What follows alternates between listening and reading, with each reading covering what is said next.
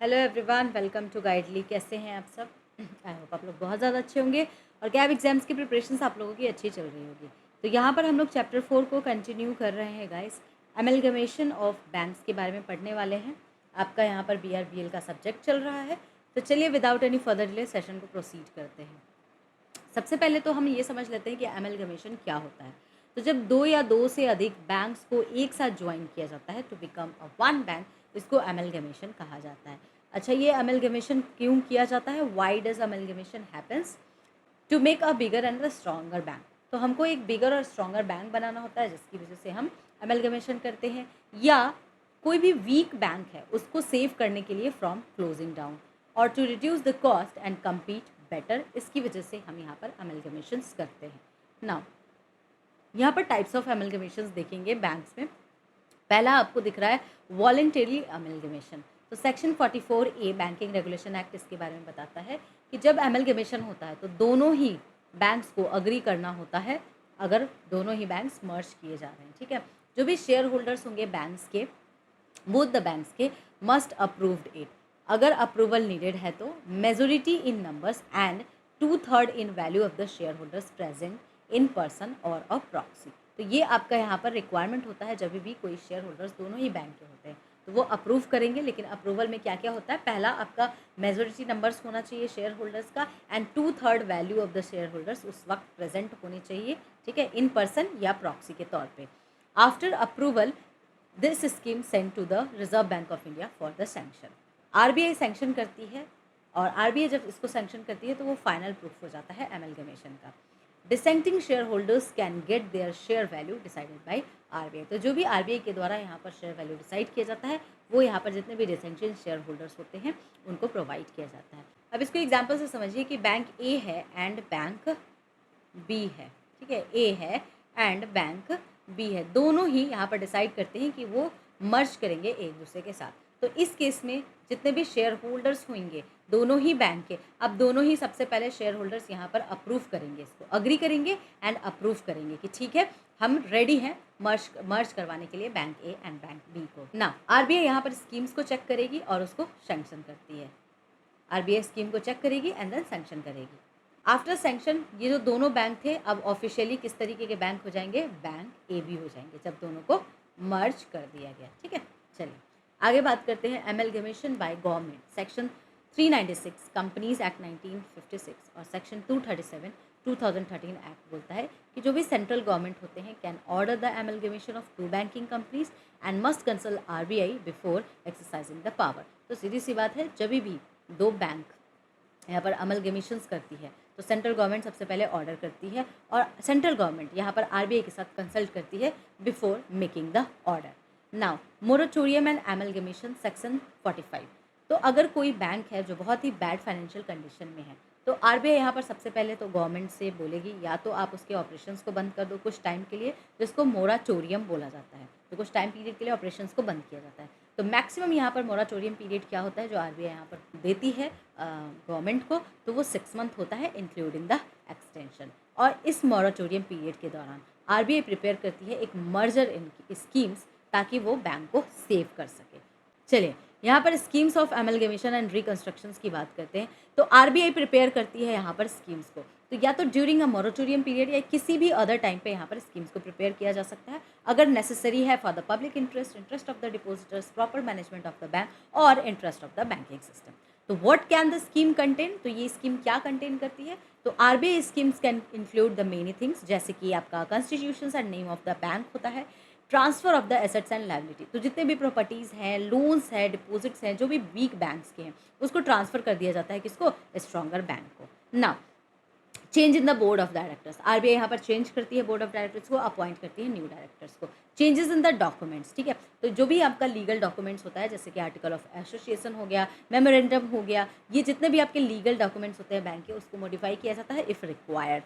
Legal continuations की बात की गई तो कोई भी कोर्ट केस चल रहा है या कोई भी लीगल एक्शंस है ओल्ड बैंक के अगेंस्ट, तो ये कंटिन्यू किया जाएगा against the new bank as well. Reduction of right, तो समटाइम्स क्या होता है कि जितने भी डिपोजिटर्स होते हैं, क्रेडिटर होते हैं और शेयर होल्डर्स होते हैं may have to accept the reduce rights in the public interest.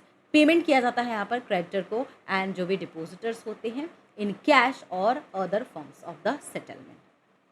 Now employees continuity of service की बात की गई, तो जितने भी ओल्ड बैंक के एम्प्लॉय होते हैं वो कंटिन्यू कर सकते हैं न्यू बैंक में।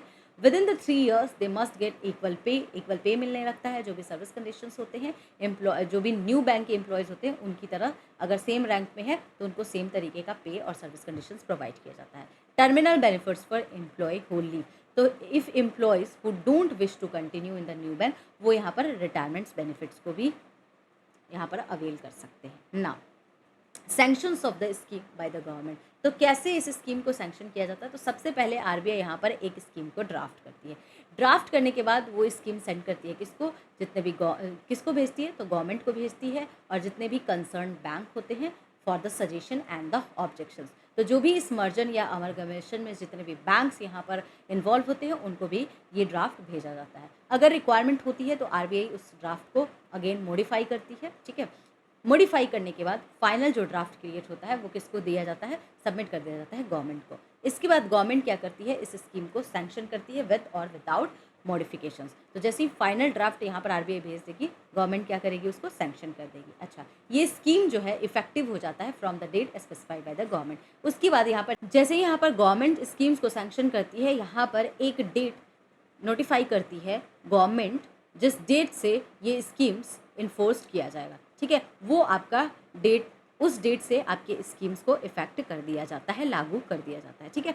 ये होता है आपका sanction of scheme by government. Now effect की बात करते हैं, तो जितने ये जो स्कीम जो गवर्नमेंट के द्वारा सैंक्शन किया जाता है उसको फॉलो करेगी सारी पार्टीज़, यानी कि कोई बैंक है, मेंबर है, डिपोजिटर है, क्रेडिटर है, एम्प्लॉयज़ है, सब। एसेट्स और लाइबिलिटीज़ ट्रांसफर किया जाएगा as per the scheme. Government issue करेगी ऑर्डर टू रिमूव डिफिकल्टीज़, ठीक है। तो अगर कोई भी डिफिकल्टीज़ हो रही है बिफोर पार्लियामेंट में प्लेस करने से पहले तो वो सारे ऑर्डर्स को इशू करेगी। Now transferee bank continue business of acquired bank as per its own governing law, तो जो भी ट्रांसफरी बैंक होगी, ठीक है, वो कंटिन्यू करेगा बिजनेस को अक्वायर्ड बैंक के द्वारा, जिस बैंक के द्वारा उसको अक्वायर्ड किया गया है उनके लॉस के हिसाब से। गवर्नमेंट में give exemptions and modifications on RBI recommendation. Government यहाँ पर टेम्प्रोरी एग्जिम्पशंस प्रोवाइड करती है टू हेल्प न्यू बैंक, ताकि वो एडजस्ट कर सके। तो जो मैक्सिमम आपका यहाँ पर एग्जिम्पशन या मॉडिफिकेशन पीरियड होता है वो 7 years होता है on the recommendation of RBI, ठीक है। अब यहाँ पर एक सिंगल स्कीम्स को लगाया जाता है for the several bank under the moratorium. RBI and governor दोनों मिलकर के प्रिपेयर करती है वन स्कीम, ठीक है, जो कवर करता है ऑल वीक बैंक्स। जितने भी वीक बैंक्स होते हैं एक बार में ही उनको कवर कर लिया जाता है अगर वो मोराटोरियम के अंदर है, if they are under the moratorium. तो ये वन स्कीम के अंदर ही सेवरल बैंक्स को, वीक बैंक को कवर कर लिया जाता है, ठीक है। और ये जो भी स्कीम्स होते हैं ना, और जो सेक्शन 45 है, इनके पास ये पावर होता है कि जितने भी अदर लॉ एंड अग्रीमेंट है उसको ये ओवरराइड कर सकते हैं। तो ये सेक्शन 45 एंड जो ये स्कीम है have a overriding effect over other laws and agreements, ठीक है। चलिए, तो ये आपका एमलगमेशन ऑफ बैंक से रिलेटेड कुछ टॉपिक्स था। नाउ इससे रिलेटेड हम 2 MCQs को देख लेते हैं। तो under section 44A of the Banking Regulation Act, voluntarily amalgamation between the 2 banking companies require approval from, तो किससे रिक्वायरमेंट की ज़रूरत होती है? अप्रूवल की। RBI only, shareholders only, majority in numbers and 2/3 in the value of the share holders present, या central government. तो इसका करेक्ट आंसर हो जाएगा option number C, majority in numbers and 2/3 in the value of shareholders present और in proxy, ठीक है।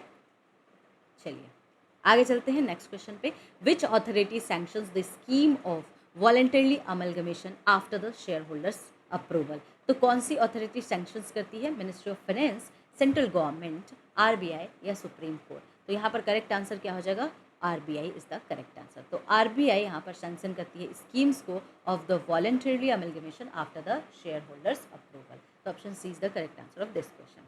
I hope आपको ये video exam point of view से रेलिवेंट लग रहा है। अगर लग रहा है तो आप लोग हमारे यूट्यूब चैनल को लाइक, शेयर एंड सब्सक्राइब जरूर कीजिएगा। हमारा कैप फाउंडेशन बैच चल रहा है गाइज, अगर किन्हीं को बाई करना है तो डेफिनेटली आप इसको बाई कर सकते हैं। 50+ आपको कैप के टेस्ट प्रोवाइड किए जाएंगे, 250 लाइव क्लासेस होंगे, पीडीएफ्स आपको मिल जाएंगे, 24/7 आपको एक्सेस है। तो अगर आपको इनरोल करना है तो आप डेफिनेटली लिंक डिस्क्रिप्शन बॉक्स में मिलेगा, आप इनरोल कर सकते हैं। इसके अलावा गाइज हमारा टेलीग्राम चैनल है, आप टेलीग्राम चैनल से भी जुड़ सकते हैं। कोई भी डाउट होता है तो आप टेलीग्राम चैनल पर भी मुझसे पूछ सकते हैं, यूट्यूब चैनल पर भी पूछ सकते हैं। तो चलिए मिलते हैं हम लोग नेक्स्ट वीडियो में नेक्स्ट इंपॉर्टेंट टॉपिक के साथ।